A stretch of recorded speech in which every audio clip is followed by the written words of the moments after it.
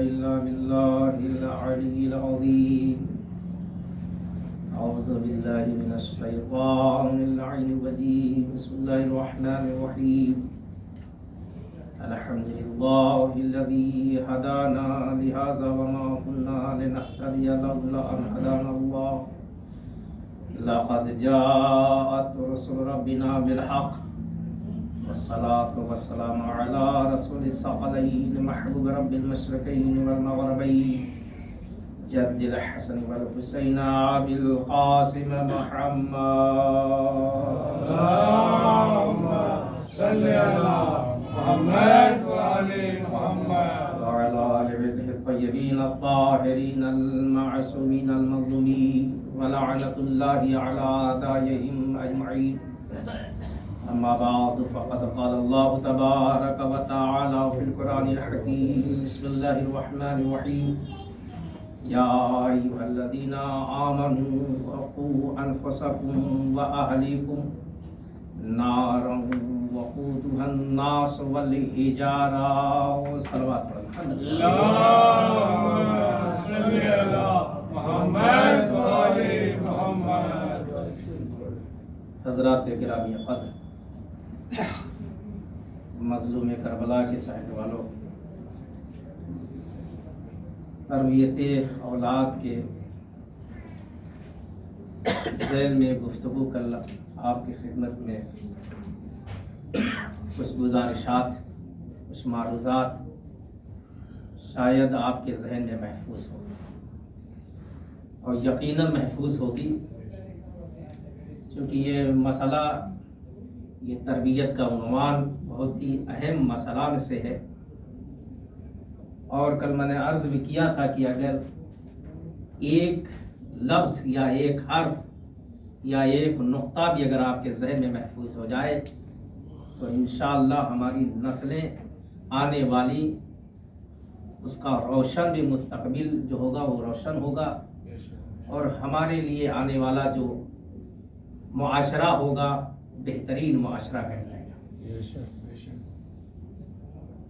قبلہ و کعبہ آپ کے درمیان موجود ہیں، یہ ہمارے عزیز بھی ہیں، ہمارے دوست بھی ہیں، اور ان کی موجودگی میں جو بھی بیان ہوگا ایک ایک حرف کا میں ثابت ہوں. اور قبلہ بھی اس بات کی تائید کریں گے. نجف میں ہمارا ان سے ملاقات اور ہماری دوستی وہیں سے ہے، اور الحمدللہ آج بھی ہماری دوستی اور ہماری پہچان ان تک محفوظ ہے. ایک صلوات پڑھیں محمد وآل محمد.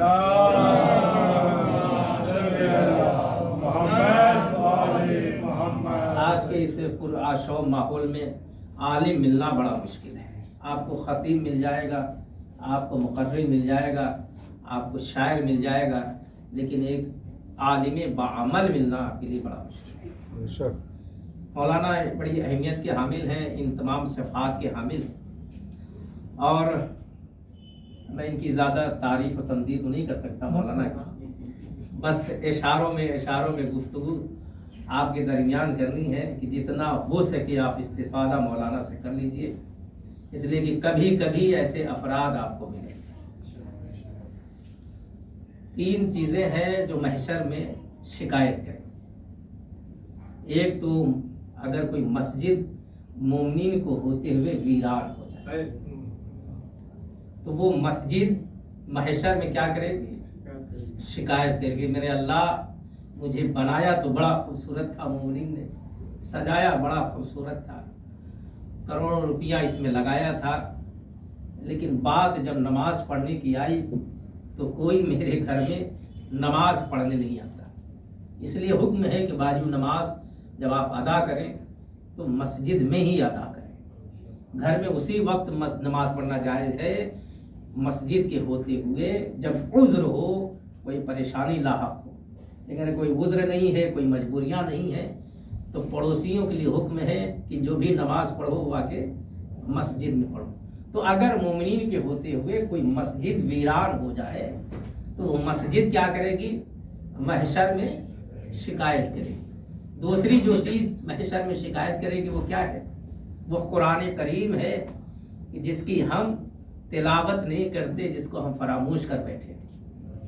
جو طاق اور الماری کی زینت بنے ہوئے ہیں، ہم بیٹیوں کو جہیز میں قرآن تو دیتے ہیں، لیکن ساتھ میں یہ تبلیغ، یہ تلقین نہیں کرتے بیٹی اسے اپنی الماریوں میں مت سجا دینا، اپنی زندگی کے فیصلے اس قرآن سے کرنا۔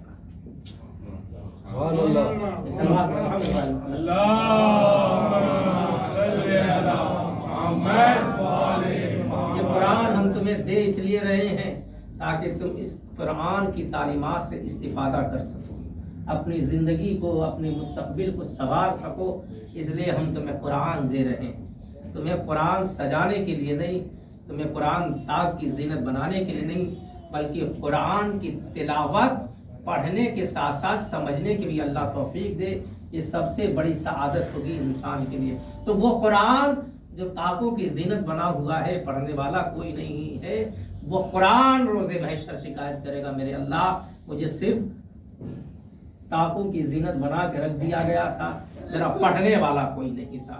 تیسرا، وہ شخص محشر میں شکایت کرے گا کہ ایک عالم آپ کے درمیان ہو اور کوئی اس سے استفادہ کرنے والا نہ ہو۔ وہ عالم روز محشر شکایت کرے گا، میرے مولا، میرے آقا، میرے اللہ، میں تھا تو مومنین کے درمیان 15 سال تھا، 20 سال تھا، 30 سال تھا، اتنے زمانے تک تھا، لیکن مومنین نے مجھ سے استفادہ نہیں کیا۔ تو جتنا بہتر ہو سکے، زیادہ سے زیادہ ہو سکے، ایک عالم بعمل اگر آپ کے درمیان ہو، پڑھا لکھا شخص ہو، تو آپ زیادہ سے زیادہ اس سے استفادہ کر سکتے ہیں اور کرنا بھی چاہیے ہے۔ تو عزیزان گرامی، بس یہ اشارہ کرنا تھا کہ ایک مولانا کی شخصیت کیا ہے، اور انہی کے موجودگی میں جو باتیں آپ کی خدمت میں عرض کرنا ہے، دو چار باتیں آپ سن لیجئے۔ کل بھی آپ کی خدمت میں عرض کیا تھا اور ہم نے یہی سوال آپ کے سامنے رکھا تھا کہ ہم تربیت کا آغاز کہاں سے کریں۔ کل یہ گفتگو تھی اور اسی گفتگو جہاں سے شروع ہوئی تھی وہیں ختم بھی ہوگی تھی، اور آج پھر وہیں سے شروع ہوگی کہ ہم تربیت کا آغاز کہاں سے کریں۔ تو ایک ہمارے مرد مومن نے جواب دیا تھا، انتخاب زوجہ سے۔ الحمدللہ یہ شعور ہمارے نوجوانوں کے اندر ہے، بہت اچھا ہے، اور یہ شعور ہونا بھی چاہیے۔ مجلس حسین کا یہی تو فیض ہے کہ ہمارے چھوٹے بھی ان کے بزرگوں سے اعلیٰ نظر آتے ہیں۔ سبحان اللہ۔ یہ مجلس حسین کا یہی فیض ہے عزیزان گرامی۔ تو کہاں سے ہم تربیت کا آغاز کریں؟ انتخاب ہے۔ اور میں نے آپ کی خدمت میں یہ تو عرض کیا تھا کہ 3 حقوق والدین کے ہیں اور 3 حقوق اولاد کے ہیں۔ پہلے ہم اپنے جو سروں پر ہمارے حقوق ہیں، اگر ہم اس کو ادا کر دے رہے ہیں تو پھر عزیزان گرامی ہمیں اپنے حقوق کے بارے میں شکایت کرنے کی ضرورت نہیں پڑے گی۔ اگر ہم بچے کے جو حقوق ہیں اگر اس کو ہم پورا کر دیں تو پھر ہمیں شکایت کی کبھی زندگی میں ضرورت نہیں پڑے گی۔ میں نے عرض کیا تھا کہ 3 حقوق ہیں، اور نہج البلاغہ میں بھی اگر آپ جا کر پڑھیں گے تو ملائکہ کائنات نے جب حقوق بیان کیے ہیں تو ان حقوق میں 3 حقوق کی نشاندہی فرمائی مولا نے۔ امام علیہ السلام نے کیا ارشاد فرمایا؟ ایک صلوات پڑھیں محمد اللہم صلی علی محمد و آل محمد۔ امام نے کیا فرمایا؟ حق الولد علی الوالد ان یحسن اسمہ۔ کل میں نے عرض کیا تھا کہ باپ پر، والدین پر بیٹے کا پہلا سب سے حق یہی ہے کہ جب بچہ دنیا میں آئے، جب بچہ دنیا میں تشریف لائے تو اس کا بہترین نام رکھو۔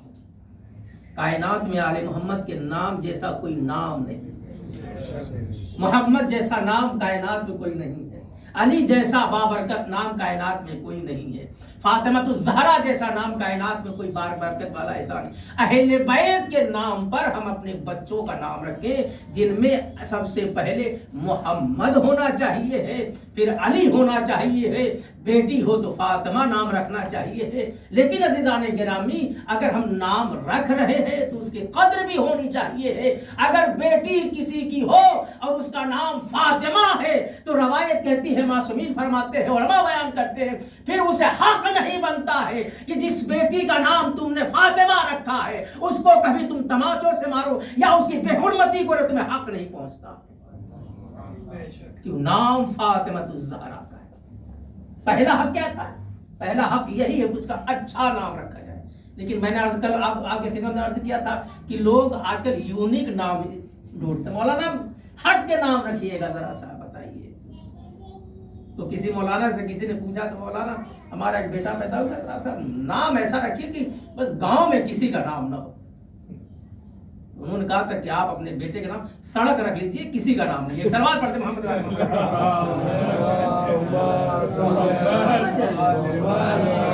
एक और सलवात पढ़ते मोहम्मद वाले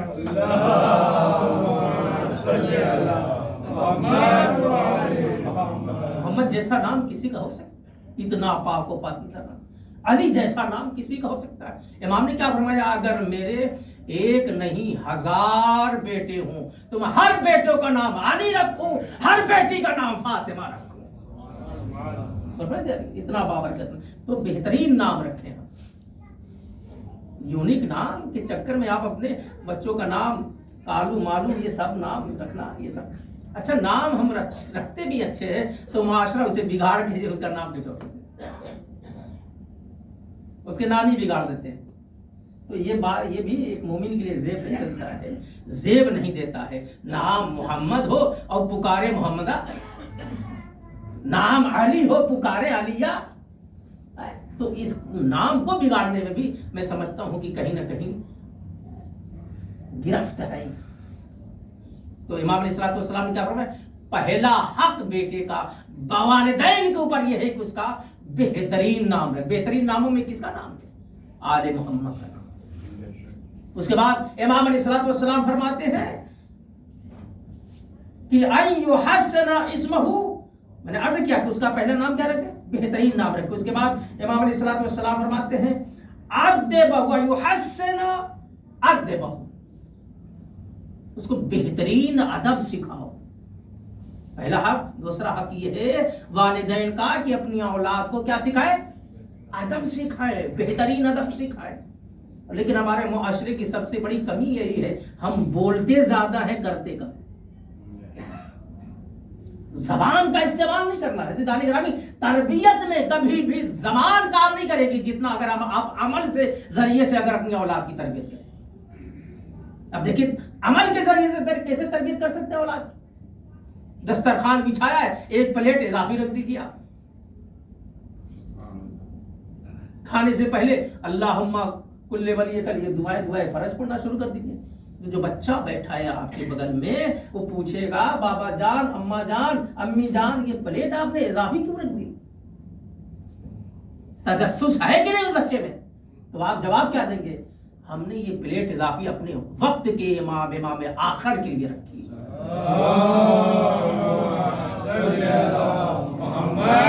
तरबियत कैसे हो रही है? हमने उनके लिए कि अब ही ज़हूर हो जाए तो हमारे घर के मेहमान हमारा वक्त का इमाम हो जाए। अगर जब आपके शऊर में ये बात आ जाएगी तो बताइए, जो खाना आप दस्तरखान पे सजाएंगे वो हलाल रखेंगे या हराम रखेंगे? एक सलवात पढ़े मोहम्मद वाले मोहम्मद पर। तरबियत कैसे होती है? बच्चों की तरबियत जबान से करने की जरूरत नहीं है, अमल से करने की जरूरत है, और कुछ कहने की जरूरत नहीं है, तरबियत होती चली जाएगी। बच्चे ने पूछ लिया ये दस्तरखान पर एक प्लेट इजाफी क्यों है, आपने क्या बताया? अब देखिए, अपने वक्त के इमाम की मारिफत हम कैसे करा रहे हैं, बच्चे के ज़हन में अहले बैत की मोहब्बत को कैसे दाखिल कर रहे हैं, कैसे डाल रहे हैं। आपको जहमत भी नहीं हो रही है, बच्चे को कोई परेशानी भी नहीं रही है, हम अपने वक्त के इमाम का तारुफ भी करवा रहे हैं, और ये भी बतलाने की कोशिश कर रहे हैं कि जो है वो हमें देख रहा है, जो है वो हमें देख रहा है। इन्नल्लाह, कुरान की आयत मौजूद है कि अल्लाह भी हमारे अमल से वाकिफ है, रसूल भी हमारे अमल से वाकिफ, और वो भी जो मोमिनीन है। मोमिनीन से मुराद तफसीर में अगर देखेंगे तो वक्त का इमाम है, इमाम आखिर। हर अमल से हमारे वाकिफ, हमारा वक्त का इमाम, हम जो भी करते हैं, जहां भी करते हैं। फिर पूछा ये किसके लिए दुआएं कर रहे हो? ये किसके लिए दुआ? अपने वक्त के इमाम की फर्ज के लिए दुआ कर रहे हैं। तरबियत हो। इमाम अलैहिस्सलाम ने अहले बैत की घराने की फर्द ने इसी तरीके से तरबियत की। तरबियत का अंदाज ही तरबियत का तरीका है। अदब हम सिखाएं। इमाम हसन, इमाम हुसैन जब भी घर में आते थे मस्जिद नबवी से, जनाब फातिमा दुज़रा पूछे, बेटा बताओ मस्जिद में तुम्हारे नाना ने क्या पढ़ा, क्या बयान किया? देखिए तरबियत कैसी होती है। تو ہو بہو جو کچھ بھی سن کے آتے تھے اپنی والدہ محترمہ سے بیان فرماتے تھے. آج نانا جان نے یہ کہا, آج نانا جان نے یہ فرمایا, آج نانا جان نے حلال حرام نماز روزہ زکات یہ بیان جتنا ہوتا تھا سب بیان کرتے تھے. جناب فاطمہ الزہرا نے اپنے بچوں حسن اور حسین, یہ امام ہیں, یہ پوچھ کر ہم آل محمد کے چاہنے والوں کی یہ درس دیا ہے. دیکھو میرے بیٹے حسن و حسین ہیں, مسجد میں گئے ہیں, نانا کی تقریر سن کے آئے ہیں, میرا فرض بنتا ہے کہ میں بچوں سے پوچھوں کہ کیا سن کے آئے ہو, ذہن میں بیٹھا کہ نہیں بیٹھا ہے. عزیزان گرامی, یہی طریقہ ہمیں بھی اپنانا چاہیے ہے تربیت اولاد کے سلسلے میں. جب مجلس میں بچہ آ جائے اور جب گھر چلا جائے تو دسترخوان پہ بیٹھے تو کم سے کم اتنا پوچھ لیں, بیٹا آج مولانا نے کیا پڑھا تھا.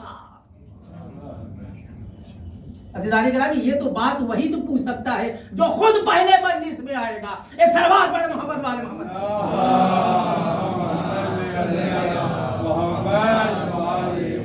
تہذیب, آل محمد کی تہذیب پہلے عمل کر کے دکھایا ہے. کم بولا, کب زبان کم ہلایا. احادیث پیغمبر کیا ہے, حدیث امام معصومین کیا ہے, دو لوگوں کے درمیان مساوات قائم کرو. تم غلام ہو, وہ آقا ہے, ہم آقا ہے, وہ غلام ہے. اس کا اسلام میں کوئی جگہ نہیں ہے. اور اس بات کو عملی طور سے جناب فاطمہ الزہرا نے کر کے دکھایا. زبان عمل جب کرتا ہے انسان تو وہ زیادہ تاثیر ہوتا ہے, اثر کرتا ہے. جناب فاطمہ الزہرا نے جناب فضہ سے کیا کہا, ایک دن آپ کام کریں گی, ایک دن ہم کام. جس دسترخوان پہ کائنات کا امیر علی ابن ابی طالب بیٹھتا ہے, قسم النار والجنہ بیٹھتا ہے, سیدۃ نساء العالمین بیٹھتی ہے, اور جنت کے جوانانوں کے سردار حسن امام حسین علیہ السلام بیٹھتے ہیں, اسی دسترخوان پر گھر کی خادمہ جناب فضہ بیٹھتی ہے. کہا ہے مساوات قائم کرو, کر کے دکھایا ہے اہل بیت نے. فرق نہیں رکھا, دوریاں نہیں بنائی. تو زبان ہم کم استعمال کریں اور عمل سے اپنی بچوں کی تربیت کریں. تہذیب, ادب یہ سکھائے بچوں کو کہ بڑوں کی تعظیم کیسے کی جاتی ہے, بڑوں کو ایک تکریم کیسے کیا جاتا ہے, اور کیا حق ہے, کس کا کیا حق ہے, یہ بچوں کو ہم بتلائیں. بتلانے سے زیادہ بہتر یہ ہے کہ ہم انہیں کر کے دکھائیں. اس لیے حکمت ہے گھر میں نماز پڑھو, مستحب نماز ہے گھر میں پڑھو, تاکہ تمہاری اولاد تمہیں نماز پڑھتے دیکھے, اس کے اندر بھی تجسس پیدا ہو کہ میرا بابا نماز پڑھ رہا ہے تو میں بھی نماز کیوں پیچھے رہوں. یہ اس لیے حکم ہے قرآن کی تلاوت جہاں چاہے کرو, مگر گھر میں کم سے کم ایک آیت تو پڑھو, تاکہ اگر کوئی قرآن سے منحرف ہو چکا ہے تو کم سے کم وہ قرآن کی لذت محسوس کر وہ بھی قرآن کی تلاوت کرنا شروع کر دے. عزیزان گرامی, قرآن کی کیا آیت ہے, سورہ تحریم کی میں نے آیت پیش کی آپ کی 6 آیت ہے. قرآن کیا کہہ رہا ہے, قو انفسکم, اپنے آپ کو جہنم کی آگ سے بچا لو. نہ صرف اپنے آپ کو نہیں, اپنی اولاد کو بھی تمہیں جہنم کی آگ سے بچانا. میں بہت بڑا نمازی ہوں, میں بہت بڑا روزے دار ہوں, میں بہت بڑا یہ ہوں, میں بہت بڑا وہ ہوں, مگر میری اولاد. عزیزان گرامی, اگر میں نمازی ہوں تو میرا بیٹا بھی نمازی ہونا چاہیے. اگر میں روزے دار ہوں اور اگر کسی وجہ سے روزہ نہیں رکھ پا رہا ہوں وہ مسئلہ الگ ہے, لیکن یہ تعلیمات اپنے گھروں میں بھی داخل کرنا چاہیے. اگر ہمارے گھروں میں مائیں پردہ دار ہے تو بیٹیوں کو بھی پردہ دار ہونا چاہیے. لیکن ماحول اگلا ہے. ہم نے لکھنؤ میں دیکھا جب مجلسیں ابھی مجلسیں چل رہی ہیں, دیکھیے پہلی محرم سے 8 ربیع الاول تک وہاں کیا سلسلہ چلتا ہے. لکھنؤ کی آزاداری آپ نے دیکھا, گولا گنج کی بات ہے, اور آپ دیکھا ہر جگہ اس کو مشاہدہ کر سکتے ہیں. ایک بوڑھی ماں اپنی بیٹی کے ساتھ مجلس میں جاتی ہے, جبکہ بوڑھی ماں کے اوپر, بوڑھے کے اوپر حجاب واجب نہیں ہے, پردہ واجب نہیں ہے, لیکن وہ پردے میں تھی. بیٹی جو جوان تھی وہ غیر پردہ, وہ پردے میں. جسے پردہ کرنا چاہیے تھا وہ بے حجاب تھی, اور جسے پردہ کرنے کا واجب نہیں ہے وہ پردے میں. تو کہاں سے تربیت؟ ہم اگر بچپن ہی سے اس کے اندر یہ شعور ڈال دیا ہوتا تو پھر کبھی بھی وہ بے پردہ بیٹی نظر نہیں آتی. لیکن ہم کرتے کیا؟ ابھی تو 1 سال کی ہے، ابھی تو 2 سال کی ہے، ابھی تو 3 سال کی ہے، ابھی تو کھیلنے کی عمر ہے. 2-4 سال بھی گزر گئے، 9 سال کی بھی ہو گئی. پھر لیکن جب وہ 8 سال کے گزرنے کے بعد 12-15 سال میں جب آپ نے حجاب دیا، کہا بابا یہ حجاب کیا ہوتا ہے؟ کاش کہ ہم نے بچپن ہی اسے حجاب دے دیا ہوتا تو وہ جوانی میں جا کر ہم سے سوال نہ کرے. تو عادت ہم ڈالیں گے، گھر کا نظام ہم کو بنانا ہے، اپنی اولاد کو راہ راست پر لانا ہماری ذمہ داریاں ہیں، تربیت کرنا ہماری ذمہ داری ہے. کہنے سے تربیت نہیں ہوگی، عملی طور سے جب تک کہ ہم میدان عمل میں نہیں آئیں گے ہمارے گھروں کی تربیت، ہمارے بچوں کی تربیت نہیں ہو سکتی. امام نے کیا فرمایا؟ بہترین ادب سکھاؤ. روایت ہے، واقعہ آپ کو ذہنوں میں محفوظ ہوگا. ایک شخص وضو غلط کر رہا تھا، امام حسن امام حسین نے دیکھا. انہوں نے یہ نہیں کہا کہ اے شیخ تم وضو غلط کر رہے تمہیں کچھ نہیں معلوم. امام حسن امام حسین نے فرمایا ایھا الشیخ، اے شیخ ہم وضو کر رہے ہیں، ذرا دیکھ کے بتانا ہم میں سے کس کا وضو صحیح ہے. دیکھیے تہذیب ادب کہاں سے؟ یعنی محمد کے گھرانے سے ملتا ہے. وہی تہذیب و ادب اپنے اندر اتارنا ہے. ہم اور آپ ہوتے تو کیا کہتے ہیں؟ اس کو کچھ پتا ہی نہیں، یہ تو جاہل ہے، اس کو پتا نہیں ہے نا وضو کیسے کرتے ہیں، اسے پتا نہیں نماز کیسے پڑھتے ہیں. ابے دیکھو اسے ایسا یہ ویسے ہے. اس نے کیا کہا؟ امام نے کیا فرمایا؟ ایھا الشیخ آپ ذرا بتا دیجئے ہم میں سے ہم دونوں بھائیوں میں وضو کس کا بہتر ہے. امام حسن نے وضو کیا، امام حسین نے وضو کیا. دیکھیے کیا تربیت ہے اور کس طرح سے امام حسن امام حسین نے سمجھایا ہے. جب وضو کر چکے تو پوچھا بتائیے کس کا وضو سے؟ کہا دونوں کا وضو صحیح ہے شہزادے، وضو تو میرا غلط ہے. اور بڑا دیجا ایک سلوات پڑھے محمد وال محمد پر.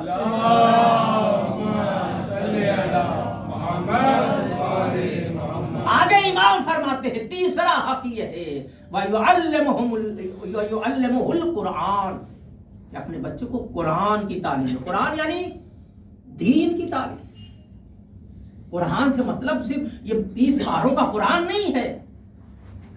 قرآن کا مطلب ہے پورے احکام شریعت. صرف قرآن پڑھانا نہیں، قرآن کو سمجھانا بھی ہماری ذمہ داری ہے. امام نے کیا فرمایا؟ اسے قرآن کی تعلیم دو، یعنی دین کی بتلاؤ اسے دین کیا ہے، سمجھاؤ اسے. گھر میں دین کو نافذ کرو تو خود بخود دین تمہارے بچوں کے درمیان، تمہارے بچوں کے سینے میں داخل ہو جائے گا، کہنے کی ضرورت نہیں پڑے گی.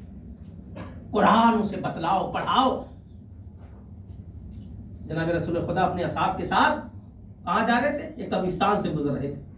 جب گزر رہے تھے تو کہا بہت تیزی کے ساتھ گزرو یہاں سے.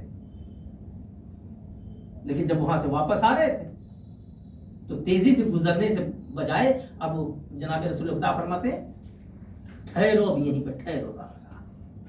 قرآن کی تعلیم، قرآن کو پڑھانا، قرآن کو سمجھنا باعث برکت ہے، باعث رحمت ہے. ہمیں اپنے بچوں کو قرآن کی تعلیم دینی چاہیے. ہمیں خود بھی اگر قرآن پڑھنا نہیں آتا ہے تو مولانا موجود ہیں، جب چاہے زندگی کی کسی حصے میں بھی قرآن کی تعلیم حاصل کر سکتے ہیں. پڑھنے کی کوئی عمر نہیں ہوتی ہے، جاننے کی کوئی عمر نہیں ہوتی ہے. دیدانی کرامی. اس کے بعد رسول اللہ فرماتے رکو یہیں پر. یا رسول اللہ جا رہے تھے تو آپ نے کہا بہت تیزی سے گزر جاؤ. اب آ رہے ہیں تو کہا رک جاؤ. کہا جب جا رہے تھے تو عذاب نازل ہو رہا تھا، ابھی جب آ رہے ہیں تو اب اس کے اوپر رحمت نازل ہو رہی ہے، پروردگار عالم کی بارش رحمت ہو رہی ہے. کہا یا رسول اللہ کیوں؟ جا رہے تھے تو عذاب، آ رہے تھے رحمت. کہا اس کا ایک بچہ ہے، اس نے دنیا میں ایک بچہ چھوڑ کے گیا تھا، وہ ابھی وہ استاد کے پاس پہنچا. استاد اسے قرآن کی تعلیم دینے کے لیے بچے سے کہا کہو بسم اللہ الرحمن الرحیم.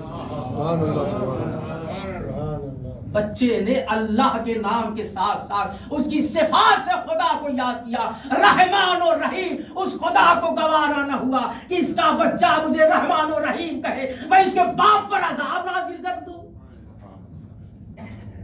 صرف بسم اللہ میں یہ اثر ہے. پورا قرآن اگر ہم تعلیم دے دیں تو 3 حقوق ہو گئے. پہلا، اپنے بچوں کا بہترین نام رکھیں، اسے بہترین ادب سکھائیں. तीसरा क्या है, उसे कुरान यानी दीन की तालीम उसी में महफूज है सब। तो इन चीजों के लिए बच्चों का हक है हमारे ऊपर। अगर हम इसको हुकूक को पूरा कर देंगे, खुदा की कसम कभी भी हमें जिंदगी में शिकायत करने का मौका नहीं मिलेगा कि मेरा बच्चा मेरी बात नहीं मानता। उसके बाद मैंने अर्ज किया था इंतखाब। इंतखाब के बाद का मरहला क्या है? मैं बातों को छोड़ रहा हूं। एक मोबाइल हम खरीदते हैं, कितने गफलत में है। एक मोबाइल अगर 10-15 हजार का खरीदते हैं तो उसकी कितनी हिफाजत करते हैं। उसके ऊपर एक अलग से उस पर शीशा लगवाते हैं कि गिरे तो टूटे ना। कितने हजार का मोबाइल है? 10 से 15 हजार, 20 से 25-30 हजार का मोबाइल है। उसके बाद उस पर से कवर लगाते हैं कि गंदा ना हो जाए, स्क्रीन उसकी चमकती रहे, मोबाइल हमेशा जगमगाता रहे, ये गंदा भी ना हो, गिरे तो टूटे भी ना। 10-15 हजार के मोबाइल के लिए इतनी जद्दोजहद करते हैं। जेब से निकाला तो साफ कर रहे हैं, जमीन पर रखा तो फिर साफ कर रहे हैं, उठाया तो उसे भी चूम रहे हैं। इतना महंगा मोबाइल है, इसकी बेकदरी नहीं होनी चाहिए। अज़ीज़ान गिरामी, औलाद से बड़ी नेमत कायनात में कोई हो तो बताए, है कोई नेमत उससे बड़ी दुनिया में? जिसके पास औलाद नहीं है उनसे पूछो औलाद की कदर क्या होती है।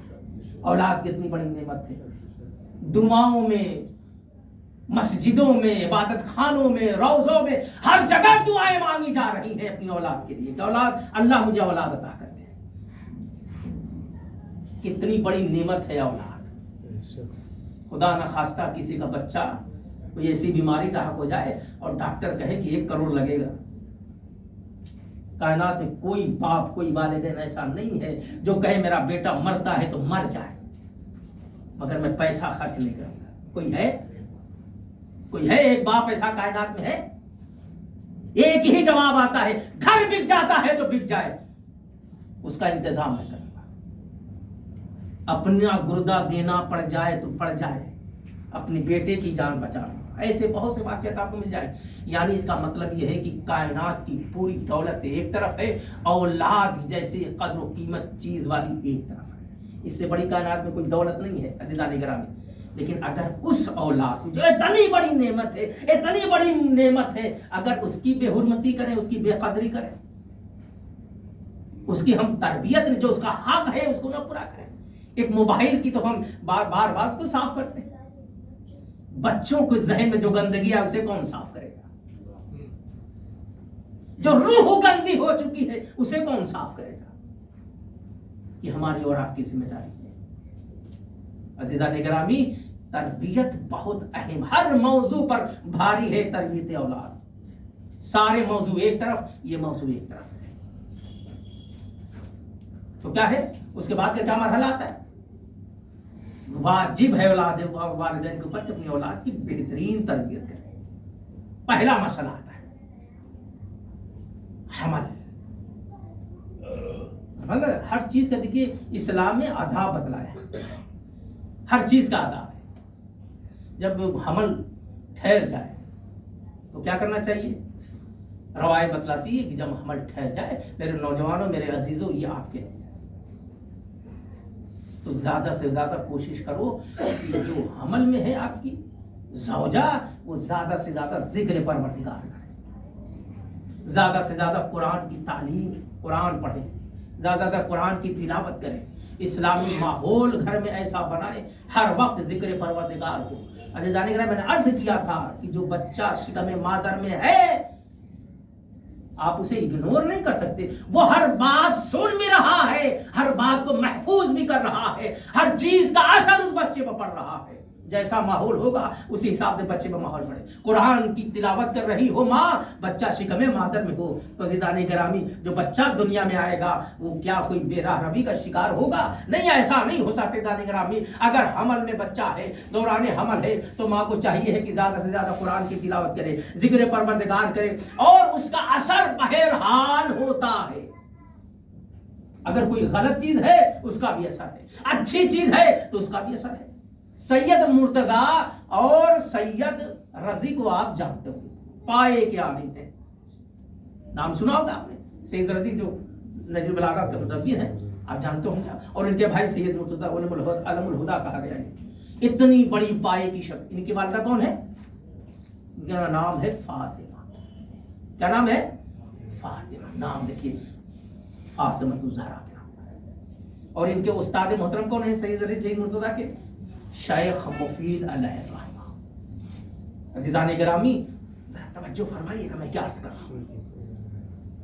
शेख मुफीद अलैहि रहमा ने ख्वाब में देखा कि जनाब फातिमा ज़हरा अपने बेटे हसन हुसैन की उंगली पकड़ के शेख मुफीद के पास आई। कहा, शेख मुफीद, ये मेरे हसन हुसैन दोनों बेटे, इन्हें तालीम दो कुरान की, इन्हें दीन सिखाओ। कौन आया ख्वाब में? जनाब फातिमा। इसकी उंगलियां कौन थे? हजरत इमाम हसन इमाम हुसैन। किसके पास आई? शेख मुफीद अलैहि। मेरे बच्चों को तालीम। शेख मुफीद घबरा गए। फातिमा ज़हरा हसन हुसैन को मेरे पास। सुबह हुई, दर्स में पहुंचे, दर्स दे रहे बच्चों को। इतने में उन्होंने दर्स देते थे, क्या देखा कि वही फातिमा जो सैयद रजी और सैयद मुर्तजा की वालिदा हैं, अपने बच्चों की उंगलियां पकड़े हुए चली आ रही हैं। कहा, शेख मुफीद, ये मेरे बच्चे हैं, इनको तुम तालीम दो, इन्हें तुम अदब सिखाओ। सैयद मुर्तजा शेख मुफीद अलैहि समझ गए जो ख्वाब में जनाब फातिमा ज़हरा हसन हुसैन की उंगलियां पकड़ के लेके आई थी, वो उसकी ताबीर यह है कि इनकी वालिद के बच्चों की मैं तरबियत। नाम क्या था? फातिमा। ख्वाब में क्या देखा? फातिमा ज़हरा हसन हुसैन को लेकर। अब समझिए आप कितना मर्तबा है सैयद रजी और सैयद मुर्तजा की वालिदा का। अब आप सुनिए, इनका बयान है। मैंने कहा, हमल जब बच्चा ठहरता है तो बच्चा ऐसा नहीं है कि शिकम मादर में वो कुछ नहीं जानता, कुछ नहीं समझता। ये इंसान की लाइल्मी है कि हर चीज को इनकार कर देता है। जो बात समझ में नहीं आती कहता इसको तो मैं नहीं मानता। साइंस भी इस बात को प्रूफ कर चुकी है, रवायतें इस बात को प्रूफ कर चुकी हैं। अज़ीज़ान गिरामी, उन्होंने क्या फरमाया? कहा, एक दिन मेरे बच्चे ये सैयद मुर्तजा सदरती नमाज पढ़ने गए। नमाज जब पढ़ने गए तो उन्होंने जो मशकीदा रखा था वजू करने वाला, उसमें सुराख कर दिया। गौर से सुनिए अज़ीज़ान गिरामी, मैं क्या अर्ज कर रहा हूं मेरे नौजवान, गौर से सुनो। सुराख कर दिया, शिकायत लेके आ गए। अब नाम फातिमा था। ख्वाब में शेख मुफीद अलैहि रहमा के जनाब फातिमा ज़हरा इमाम हसन इमाम हुसैन के लेके आई थी। और कौन था ताबीर में? इनके बच्चे। ये परेशान हो गए कि मेरे बच्चे इतनी बड़ी खता कि कूजे में सुराख कर दे। ऐसी मैंने जिंदगी में ऐसा मैंने क्या खता किया कि मेरे बच्चे ये करने पर आमादा हो गए। हम और आप होते तो कहते ठीक, कोई बात नहीं भाई, सुराख कर दिया तो कर दिया, हम तो लड़ने में भी आमादा हो जाए, तुमसे क्या मतलब, माल अल्लाह का है, अल्लाह जान लेगा। आप कौन होते हैं सेक्रेटरी साहब? आप कौन होते हैं बोलने वाले? अरे कर दिया तो कर दिया। लेकिन जब पाक व पाकीज़ा वतन हो, पाक व पाकीज़ा माए हो, तो हर अमल पर एक तजस्सुस होता है। ये किया तो किया क्यों? किया तो किया क्यों? अब वो सोच रही है कि मेरे बच्चे ने ये किया तो किया क्यों। उन्होंने एक नतीजे पर पहुंचे कि हाँ, ये किया इसलिए किया कि जब ये मेरे बतन में थे, मेरे पेट में, मेरे शिकम में थे, तो मैं एक जगह किसी के घर पहुंची थी, वहां अनार का दरख्त था, और उस अनार को दरख्त तो मैंने सुई चुभा को मेरा रस चू लिया था। यह उसी का असर है कि उन्होंने मशकीज़े में सुराख कर दिया। इसका मतलब क्या हुआ? इसका मतलब हुआ कि हमल के दरमियान भी अगर कोई ऐसा अच्छा काम हो तो उसका भी असर होता है, बुरा काम हो तो उसका भी असर। एक सलाम पढ़े मोहम्मद वाले मोहम्मद।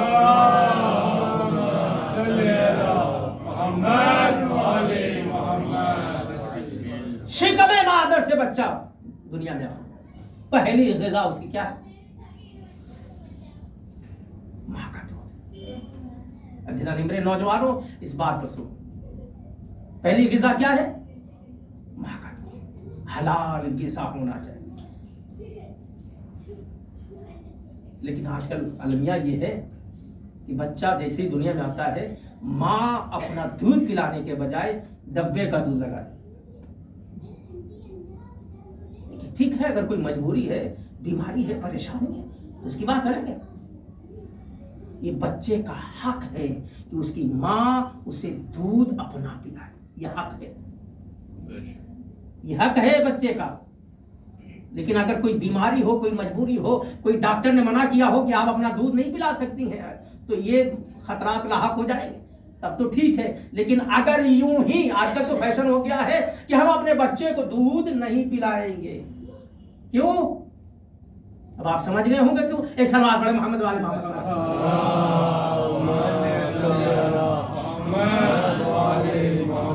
دودھ کے, ماں کے دودھ کا اثر ہے, اثر ہوتا ہے, تاثیر. تو کہہ رہے ہیں یہ دودھ کا اثر ہے. آپ بولتے ہیں کہ نہیں بولتے؟ اس کے ذریعے سے بچوں کے سینوں میں ہر چیز داخل ہو جاتی ہے اس دودھ کے ذریعے سے. ایک بچہ تھا, ایک بیٹا تھا, ایسی آج کے زمانے کا ڈبے سے دودھ پیا ہوا بچہ. ایک سلوات پڑھتا ہوں. اگر بات پسند آ رہی ہے تو ایک سلوات پڑھتا.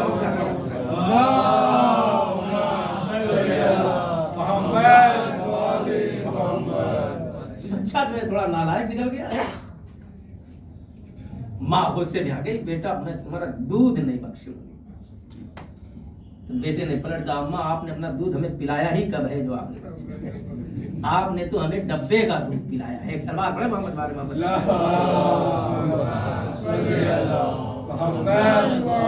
میرے نوجوانوں, اگر مجبوری نہ ہو, ماں کو تنبیہ کرو اس بات کے لیے, انہیں مناؤ کہ اپنی اولاد کو اپنا دودھ پلائیں. ڈبے کا دودھ مجبوری کے عالم ہے. تو تربیت, یہ تربیت ہے اولاد کی. ہر چیز اپنے بچوں کے ذہن میں کیسے ڈالنا ہے اور کیا کیا اثر کرتی ہے. دیدار گرامی, یہ آپ بہتر جانتے ہیں. ایک اور سوال پڑھیں محمد والے محمد پر.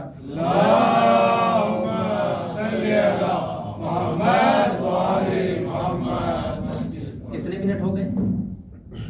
ایک اور سوال پڑھیں محمد والے.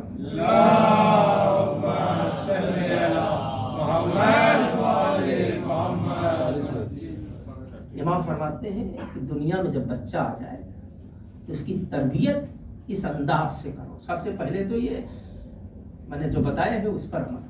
دوسرے یہ کہ اپنے بچوں کو بری صحبت سے بچائیں. دیکھیں میرا بچہ جس کے ساتھ کھیل رہا ہے, میرا بچہ جس اسکول میں پڑھ رہا ہے, جن بچوں کے ساتھ پڑھ رہا ہے, وہ بچے کیسے ہیں, وہ کس طرح سے ہیں, اچھے ہیں برے ہیں. یہ نظر ماں باپ کو رکھنی پڑے گی. اس لیے ہم گھر میں پوری کوشش کرتے ہیں کہ اولاد کی بہترین تربیت ہو جائے.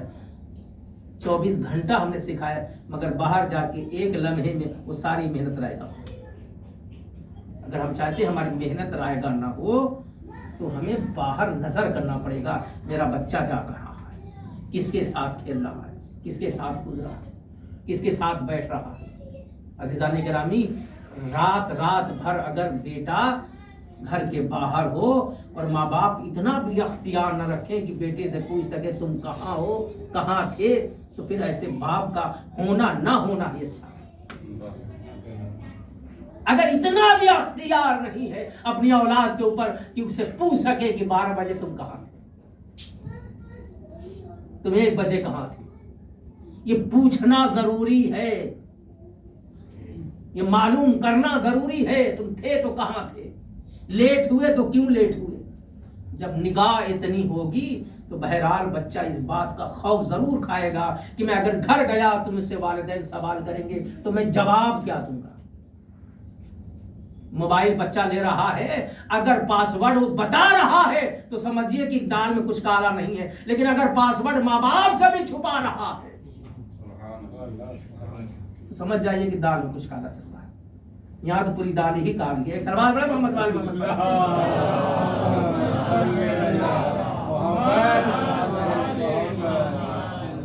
امام محمد باقر نے 5 نصیحتیں فرمائی ہیں. اب جو میں نے باتیں کی آپ اس کو اگنور مت کیجیے گا. اپنے بچوں کا پاسورڈ ضرور چیک کیجیے گا. اگر وہ مرضی سے بتا دے تو ٹھیک, ورنہ اس کے خطرناک اثرات ظاہر ہوں گے بعد میں. देखिए नौजवान मेरी तरफ देख रहे हैं, एक सवाल बड़ा मोहम्मद वालों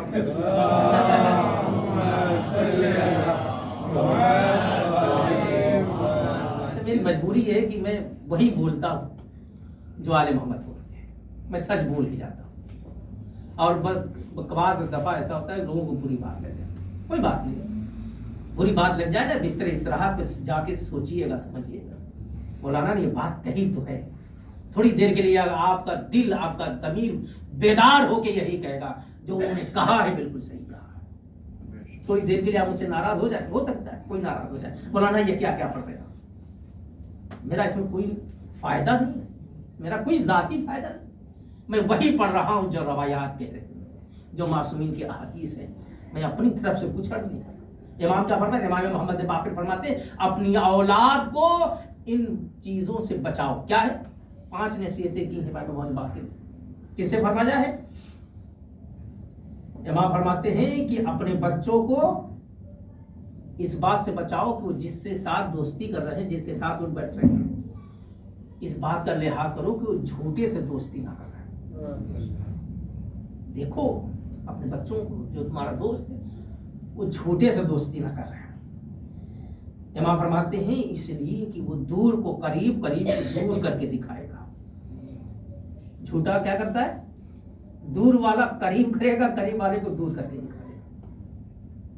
इमाम ने सिर्फ फरमाया कि जो झूठा हो अपने बच्चों से जो दोस्ती करे, देखो तो सही कि वो कैसा है। फिर इमाम आगे फरमाते हैं किसी बखील से दोस्ती ना करे।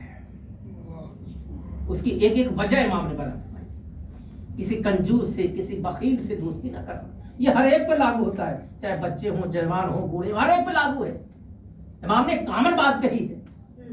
हम अपने बच्चों को नसीहतों में ये बात कह सकते हैं कि बेटा ऐसे से दोस्ती ना करना, बेटा ऐसे से दोस्ती नहीं करना। इमाम क्या फरमाते हैं? किसी बखील से दोस्ती ना करो। ये क्या हम अपने बेटों से नहीं कह सकते? बिल्कुल, तरबियत का यही अंदाज है। किसी बखील, इमाम ने क्या फरमाते हैं? किसी बखील से दोस्ती ना करना, क्योंकि वह तुम्हें उस वक्त अकेला छोड़ देगा जब तुम्हें उसकी बहुत ज्यादा जरूरत हो।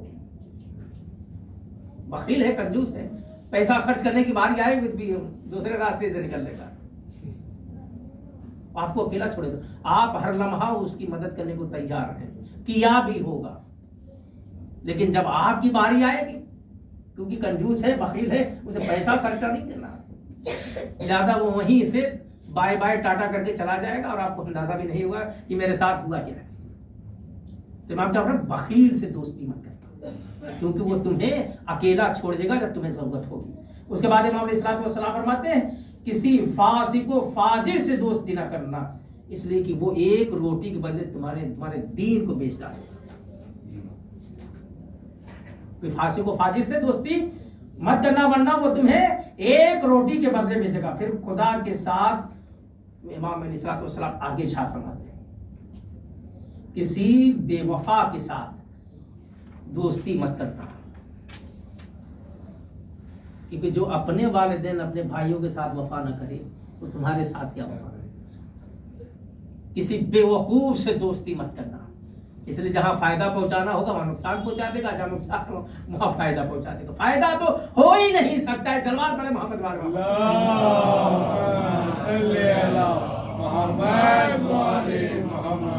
इमाम फरमाते हैं कतई रहम करने वालों से दोस्ती मत करना। कतई रहम समझ रहे हैं? अक़रबा, अजीज, रिश्तेदार, पूरा हमारे खानदान के पूरे लोग हैं, लेकिन कभी हम वहां नहीं गए, न चाहे ताता, न भाई, न खानदान, न बहन, न अजीज, सबसे हमने बाय टाटा करके बैठे हुए अकेले दुनिया में, कोई नहीं है। उनको जरूरत भी होती है तो बोलते हैं कि बोल देना नंबर चेंज हो गया है, बोल देना हम मौजूद नहीं, बोल देना हम हमारे पास ये सब कतर है, बिल्कुल एकदम बाइकाट के बिल्कुल अलग है। न भाइयों से मतलब, न अजीजों मतलब, न माँ से मतलब, न बहन, किसी से मतलब नहीं, अपनी दुनिया में मस्त मगन है, अपनी दुनिया से बना रहे। इमाम फरमाते ऐसे अफराद से दोस्त न करो, क्योंकि जो अपनों के साथ कतई रहम कर सकता है वो फिर तुम्हारे साथ क्या सलूक करेगा। वो जब अपनों के साथ रिश्ता नहीं निभा सकता तो तुम्हारे साथ क्या रिश्ता निभाएगा। अज़ीज़ान गिरामी, ये सब बातें सुनने की नहीं है, یہ عمل کرنے کی ضرورت ہے اگر ہم چاہتے ہیں معاشرہ کیسے تشکیل پائے گا. یہ ہمارے آنے والے بچے انہی سے معاشرہ پڑھے گا. اگر ہم اچھا معاشرہ چاہتے ہیں تو ہمیں بہرحال تربیت اولاد کرنی ہوگی, بہترین تربیت کریں ہم. اب جتنی باتیں میں نے بتائی ہیں شاید کہ اگر ایک بھی اگر آپ کے ذہنوں میں محفوظ ہو جائے تو ہماری دنیا اور آخرت دونوں بھی سنور جائے. امام علیہ السلام نے اپنی زندگی میں اپنے اصحاب کی کس طرح سے خدمت کی ہے, کیسے انہیں سنوارا سجایا ہے کہ انہوں نے اپنی اولاد کو تربیت کے لیے کیسے سنوارا. جناب ابو ذر کا نام سنا ہے, کتنے بڑے صحابی. رسول اللہ نے فرمایا ان کے جیسا دنیا میں موجود نہیں ہے سچ کے معاملے میں. نہ آسمان نے کوئی سایہ کیا نہ زمین نے ایسا کوئی اٹھایا جیسا ابو ذر سچا ہے, ایسا کوئی نہیں. وہ اپنے بیٹے سے فرماتے ہیں, بیٹے کا کیا نام ہے؟ زر. یہ کنیت ہے نا, ابو زر. نام کیا ہے؟ جندب بن جناد, یہ نام ہے ان کا, لیکن کیا ہے کنیت کیا ہے؟ ابو زر. جیسے ابو آپ اس کو کنیت میں بول دیتے ہیں, تو اپنے بیٹے سے فرماتے ہیں میرے لال. اب دیکھیے تربیت کیسے کر رہا ہے. بس عزیزان گرامی یہی سے رخ موڑ رہا. اور میرے لال, میرے بیٹے, بات جب حق کی ہو تو حق بات پہ کبھی سمجھوتا مت کرنا. جب بات دین حق کی ہو تو اس کے ساتھ کوئی سمجھوتا نہیں ہونا چاہیے. اولاد قربان ہو تو ہو جائے, مال لٹتا ہے تو لٹ جائے, زمینیں بکتی ہوں تو بک جائیں, ہم برباد ہوتے ہوں تو ہو جائیں, لیکن حق کے ساتھ جب معاملہ آ جائے تو کوئی سمجھوتا نہیں ہونا چاہیے. میرے لال, تم اگر حق کا ساتھ نہ دے سکو, کوئی مجبوری آ جائے تو بہرحال کم سے کم اتنا کرنا کسی ظالم کی مدد مت کرنا. یہ ابو ذر ہے. رسول کے بعد جناب ابو ذر کو مدینے سے نکال دیا گیا. کہاں بھیجا گیا تھا؟ ربضہ. ربضہ وہ جگہ ہے جو غیر آباد, بالکل سنسان جگہ, جنگل جھاڑی, یہ سب وہ جگہ ہے جہاں پر سزا کے طور پر جناب ابو ذر کو بھیجا گیا. کس لیے بھیجا گیا؟ جرم کیا تھا؟ علی سے محبت, علی سے عشق. کہا علی کا نام لینا چھوڑ دو. کہا ہم یہ تو نہ چھوڑیں گے, سب چھوڑ دیں گے مگر علی کو نہیں چھوڑیں گے. کہا پھر تمہیں ربضہ جانا ہوگا. کہا یہ بھی منظور ہے. ربضہ چلے گا اپنی اولاد کے ساتھ. ایک بیٹا ہے اور ایک بیٹی. بیٹا جوان ہے, بیٹی 3 یا 4 سال کی ہے. ایسے جگہ پر جہاں انسانوں کی آبادی نہیں, ایسی جگہ بھیجا گیا تھا سزا کے طور پر. مگر علی کا عشق دل میں ایسا تھا, علی محمد کا دل میں عشق ایسا تھا کہ انہوں نے مدینہ چھوڑنا تو گوارا کیا مگر اہل بیت کی عشق سے سمجھوتا نہیں کیا. چلے گئے ربضہ. وہاں جب پہنچے تو انہوں نے اپنے اونٹ, گائے, بھینس جو بھی تھا ان کا زیادہ رہا, اس کا استعمال کرتے, کھاتے پیتے. لیکن وہاں ظاہر سی بات ہے اس جگہ پر پانی بڑی مشکل سے میسر ہو رہا تھا. جو جانور لے کے گئے تھے دھیمے دھیمے مرنے لگے. اب دیکھیے آزمائش شروع ہے, آزمائش ہے یہاں. بیٹے نے دیکھا کہ باپ جو ہے ہل چلا رہے ہیں, ابو ذر ہل چلا رہے ہیں. کہا بابا, جوان بیٹے کے ہوتے ہوئے آپ ہل چلائیں گے؟ آپ آرام کیجیے, گرمی ہے, تپش ہے, پانی نہیں ہے, لیکن پیٹ تو چلانا ہے کہ نہیں چلانا ہے. اس میں ہل چلا رہے کون؟ ابو ذر کے بیٹے, ذر جن کا نام ذر ہے. اور ہل چلاتے چلاتے گرمی, اور ایسی گرمی, شدید گرمی, عرب کی گرمی, دھیمے دھیمے جناب ابو ذر جو بیٹا ہے وہ دھیمے دھیمے بیمار ہونے لگے. اور ایک دن وہ آیا کہ دنیا سے رخصت ہو گئے. باپ کا اکلوتا بیٹا ہے. بیٹی کتنی برس کی ہے؟ 4 برس کی ہے. جناب ابو ذر نے اپنے بیٹے کو غسل دیا, کفن دیا, قبر بنائی, دفن کیا. دفن کرنے کے بعد قبر بھی بیٹھ جاتے ہیں. کہا میرے اللہ, پہلے اپنے بیٹے سے مخاطب ہوتے ہیں.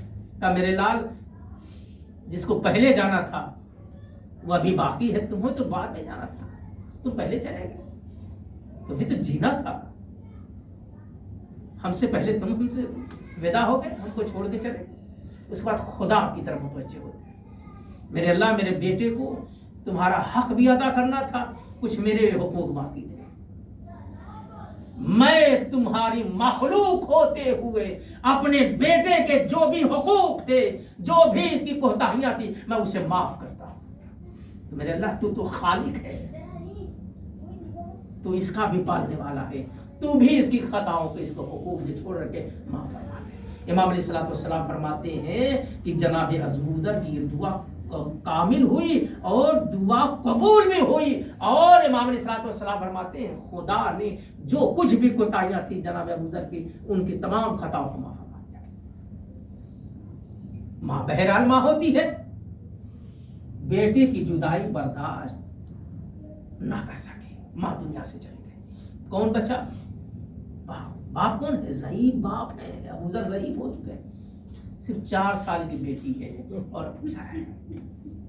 دن گزرتا رہا، ضعیفی میں اضافہ ہوتا رہا، یہاں تک کہ بیمار ہو گئے. تو جناب ابوذر کو محسوس ہوا کہ اب میں زیادہ دیر تک اب دنیا میں نہیں رہوں گا. اپنی بیٹی کو قریب بلایا، کہا بیٹی میں زیادہ دن تک دنیا میں نہیں رہوں گا، بس ایک کام کرو، میں تمہیں لے کے چلتا ہوں وہاں جہاں سے قافلے گزرتے ہیں. میں تمہیں قافلے والوں کو دے دوں گا کہ وہ تمہیں مدینہ پہنچا. مدینہ کہا؟ علی کے پاس، کیونکہ علی وہ ذات ہے جو کسی یتیم کو، کسی بیوہ کو، کسی بے غیر کسی کے ہر ایک کی مدد کرنے والا علی تمہارا خیال رکھیں گے. بیٹی نے کہا بابا جان بالکل آپ جیسا چاہتے ہیں، کیونکہ میرا اب اس بیابان میں کوئی نہیں ہے، آپ جیسا چاہیں آپ ویسا کریں. آپ کسی کو میرے ساتھ لگا دیں، مدینہ مجھے پہنچا دیں، علی کی خدمت میں جاؤں گی، نوکری کروں گی، غلامی کروں گی، کنیزی کروں گی. عزیزان گرامی، باپ اٹھا ہے، ابوذر اٹھے ہیں، بیٹی کی انگلیاں تھام کے تھوڑی دور آگے بڑھے تھے. ایک مرتبہ ضعیفی نے جواب دے دیا، وہیں گرے، بے ہوش ہو گئے. جب ہوش میں آئے کہا بیٹی میں وہاں تک نہیں جا سکتا، میں وہاں تک نہیں جا سکتا جہاں سے قافلے گزرتے ہیں.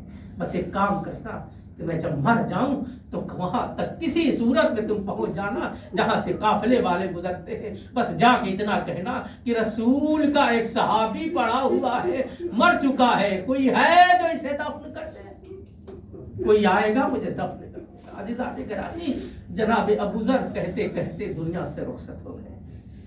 4 سال کی بیٹی تھی، اپنے باپ پہ گریا کر رہی تھی. ہاں عزیزان گرامی، بیٹی نے اتنا کیا کہ باپ کے چہرے پر ایک رومال لگا دیا. اولاد والوں محسوس کرنا آپ کے ذہنوں تک کربلا پہنچ گئی. ایک رومال باپ کے چہرے پر رکھ دیا تاکہ دھوپ کی شدت سے باپ کو تکلیف نہ ہو. بابا مر چکا ہے مگر بیٹی کو اتنی غیرت، اتنی محبت ہے کہ بابا کا لاشا.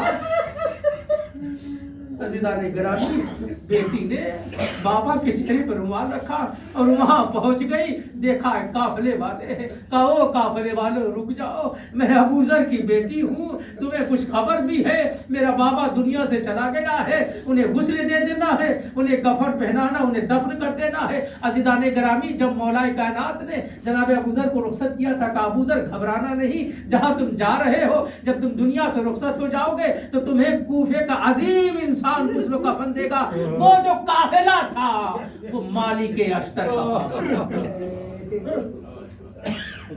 جیسے ہی سنا تمام قافلے والے گھوڑے سے اپنے اونٹوں سے زمین پہ آئے. بیٹی تم کیا کہہ رہی ہو؟ رسول کا صحابی دنیا سے گزر گیا ہے. دوڑتے ہوئے پہنچے، کہا یہ کیسے ممکن ہے کہ رسول کے صحابی کا جنازہ پڑا رہے، اسے غسل نہ کیا جائے، کفن نہ پہنایا جائے. عزاداران مظلوم میں روایت کہتی ہے کہ جتنے صحابی تھے جناب مالک اشتر کے ساتھ سب ایک دوسرے پر سبقت لینا چاہتے تھے. میں غسل دوں گا، میں کفن پہناؤں گا، یہ رسول کا صحابی ہے، یہ شرم مجھے ملنا چاہیے. اللہ اللہ، ارے جناب ابوذر کی بیٹی کو ایک طرف کر دو، 4 سال کی بچی ارے کربلا کی ایک سکینہ ہے جو کربلا کے راستے میں بیٹھی. اے مسلمانوں، ارے تیرے رسول کا نواسا صحابی نہیں، تمہارے رسول کا نواسا بے گوروں کا کفن پڑا. ارے کوئی ہے جو اسے غسل دے دے، اسے کفن پہنا دے. عزاداران مظلوم کربلا، کسی نے غسل تو نہ کفن دیا. ہاں سکینہ کو کسی نے تماچے مارے ہیں، کسی نے بندے چھینے ہیں، کسی نے دامن میں آگ لگائی ہے. عزاداران مظلوم کربلا، جب اہل بیت کو اسیر کر کے قافلہ کو جب مقتل سے گزارا گیا ہے، ہر بی بی نے اپنے اپنے وارثوں پہ گرایا ہے، لیکن جناب زینب نے اپنے بھائی حسین کے جنازے پہ گرایا. اور جب جنازے پہ پہنچی ایک جملہ کہا، اولاد والو، اے حسین کے چاہنے والو، ذرا جملے کو محسوس کرنا. جناب زینب فرماتی ہے، میرے بھائی حسین، انتا اخی حسین، کیا تو ہی میرا بھائی حسین؟ اللہ اللہ، یہ زینب نے جملہ کیوں کہا؟ کیونکہ حسین وہ تھا ارے جس کے گلے کو رسول چومتے تھے، جو کبھی توشے پیغمبر پہ سوار ہوتے تھے، جنہیں فاطمہ الزہرا نے بڑے لاڈوں سے پالا ہے. وہ حسین زمین کربلا پر ارے بے گور و کفن، کوئی جسم کا حصہ ایسا نہ تھا جہاں زینب چوم لیتی. ارے زخموں پہ زخم تھے، اسی لیے تو جناب زینب انتا آخر حسین. ایک مرتبہ جناب زینب نے سید سجاد کی طرف دیکھا، عجب منظر تھا، کہیں روح قبض اسری سے پرواز نہ کر جائے. میرے لال سید سجاد، ارے کیا تم بھی ہمیں چھوڑ کے چلے جاؤ گے؟ سید سجاد نے جملہ، اے بوبی اماں، آپ ہی انصاف سے بتلائے، ارے اس بیٹے پہ کیا گزرے گی جس کے باپ کا لاشا بے گوروں کا کفن پڑا ہے، مگر جوان میں اتنا مجبور ہے. ہاتھوں میں ہتھکڑیاں، پیروں میں بیڑیاں، گلے میں توخے خاردہ. سکینہ بابا کو رونا چاہے، شمر تماچے مارتا ہے، درے مارتا ہے. آئے رسول کا نواسا کربلا کی دھرتی پر بے گور و کفن پڑا رہا، کسی نے نہ غسل دیا اور انا للہ و انا الیہ راجعون. رضا بے قضا یہی وتسلیم. پروردگار ہماری اس مختصر سی بات کو قبول کر. یا اللہ جتنے مومنین کو معاف کیا، ان سب کی تمام دینی حاجات کو پورا فرما. یا اللہ بانی مجلس کے رزق میں اضافہ فرما، اس کاروبار میں ترقی عنایت. جتنے بھی مومنین ہیں یا اللہ ان سب کی تمام دینی حاجات کو پورا فرما. یا اولاد صالحہ عطا، جو بیمار ہے بیمار کربلا کے صدقے میں ان کی بیماریوں کو دور فرما. یا اللہ دنیا کے کسی بھی گوشے مظلوم میں کربلا کے چہرے والے ہوں، ان کی جان مال عزت آبرو کی حفاظت فرما. پرچم اسلام کو بلند فرما، دشمنان اسلام کو نیست و نابود فرما. اپنے آخری حجت ہمارے زمانہ عجل اللہ تعالیٰ فرجہ الشریف کے ظہور میں تعجیل فرما. ہم سب کو ان کے آوان و انسان کو شمار فرما. ربنا تقبل منا انک انت السمیع العلیم.